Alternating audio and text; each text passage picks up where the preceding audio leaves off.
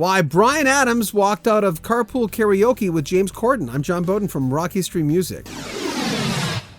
I saw this a few hours ago and I thought I got to report on this.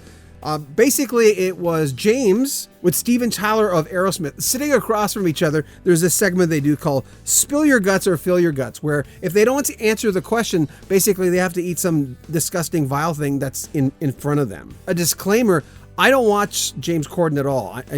For whatever reason, he's just not my type of comedy. I've never seen Carpool Karaoke in my life. I've seen segments of it on YouTube, but I don't ever watch it. It's past my comfort level of silliness, and a lot of the performers he has on there, I'm not interested in, nor do I want to listen to them singing in a car. Just as a disclosure. So basically, James and Steven Tyler are talking back and forth. They're asking each other tough questions. Then they get up to Steven Tyler's turn. He holds up the cue card and he asks James, has a guest ever walked out of Carpool Karaoke? He's hesitant. He doesn't want to say the name, but he also doesn't want to eat whatever's in front of him if he doesn't answer the question. And it looks like I think it's head cheese. It looks like he's going to do it, and then he decides not to eat it and answers the question. And he says Bryan Adams is the only guest they ever had on Carpool Karaoke who walked out. They were doing this special 80s version of the segment. They wanted to book a lot of 80s acts from, that era. They got a DeLorean even to celebrate the whole thing. Sort of a Back to the Future thing. And James said that, he's a big fan of Bryan Adams. Always has been. He has hits forever. But basically, Bryan must not have been told what this segment's about. He walks in, sees the itinerary of the guests, and walks back out into his car and leaves. And James says, I never saw him again. If you know this channel at all, we're about...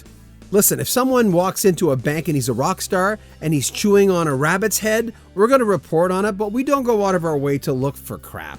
If someone's going to tell us something in an interview, of course we're going to report it, but we don't go digging for dirt. And let me just say this. I've never met Bryan. I have known a record rep that worked with him very, very closely, and she happened to be one of my best friends. And she really enjoyed working with Bryan Adams. Now and then she'd tell me a little bit of dirt here and there, but not on him, on other artists. And before everyone goes nuts on Bryan, I have to admit, if I was a rock star, I know I'm not, but if I was and I was going into this segment and I don't like that segment at all, I never watch it, like I said, I would feel like I'd be ambushed doing something that's past my silly level or whatever. I know he has a reputation at times for, like John Mellencamp, maybe not as bad as John Mellencamp, but he doesn't suffer fools. And yes, he can be intense. So I'm not sure why he did that ultimately. Obviously, he didn't want to be on that segment or didn't want to work with those artists that were written down on that list. I've been in radio 35 years. I'm trying to think if I ever walked out of something that I didn't want to do.